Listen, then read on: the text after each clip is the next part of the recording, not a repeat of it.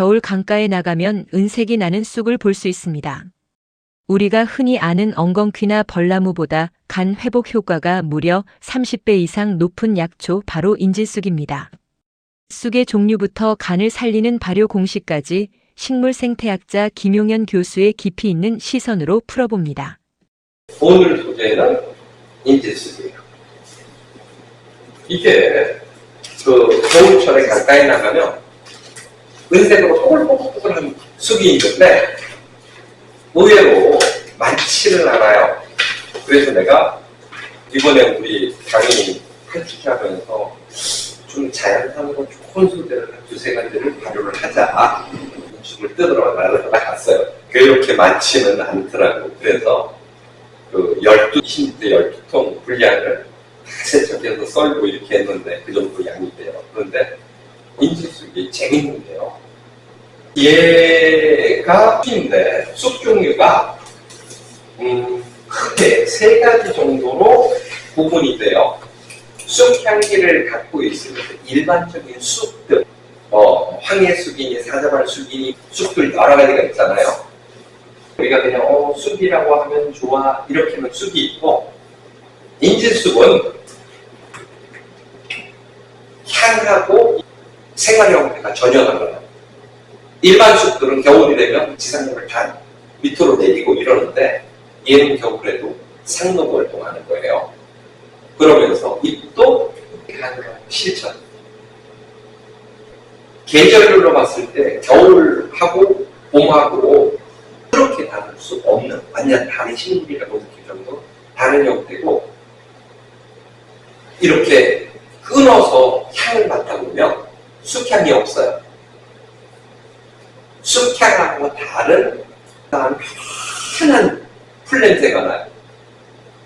보통 여름 풀들을 꺾으면 대부분 싫은 냄새가 방어물질이 들어있어요. 근데 인지쑥에는 그 방어물질이 안 들어있어요. 쓴맛도 안 나요. 요즘 끊어서 차 마시기 정말 좋은 그런 소재가 인지쑥이고, 간을 살려내기 때문에 너무 근사한 소재. 간을 살리는 대표적 소재가 뭐냐면 집신나무라고 인질쑥이에요. 이거보다 더 밑에 있는 소재가 있는데 뭐냐면 우리 간 그러면 뭐 써요? 벌나무도 쓰고 뭐도 쓰냐면 엉겅퀴. 엉겅퀴 좋다 그러죠? 얘 활성도가 한 30배 정도 더 높아요. 거의 의약품 수준으로. 그러니까 엉겅퀴는 보조 정도이고 얘들은 의약품하고 같은 활성도를 줘요. 그래서 인질쑥도 그렇고 집신나물도 그렇고 오랫동안 간 기능이 안 좋은 사람, 그러니까 간에는 정말 좋은 아이고, 그 다음에 볼쑥이 있어요.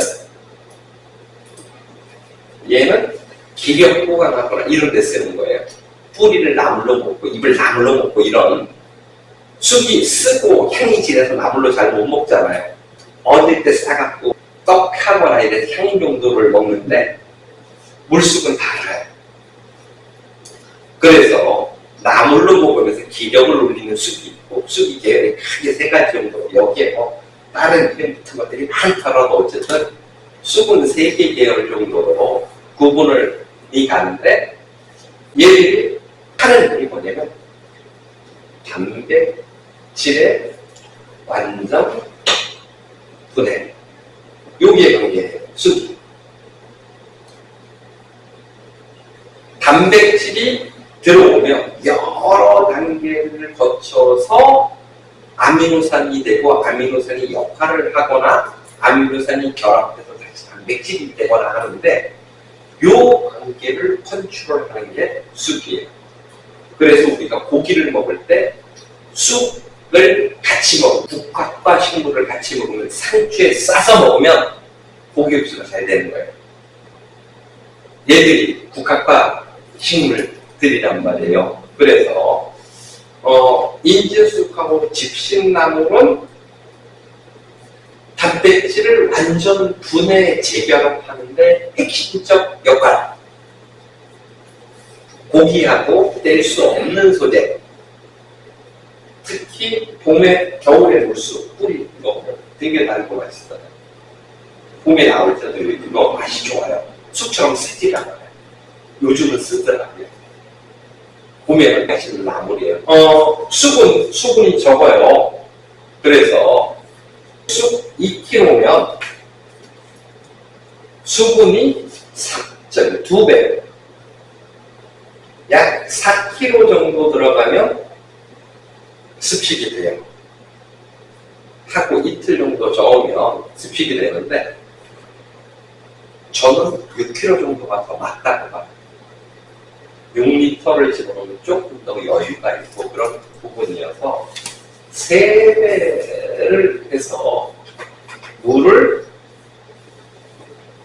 6리터로 가는 것이 훨씬 이상적인 인지수의 발효 비율이고요. 대사 공식을 뽑아줄게요.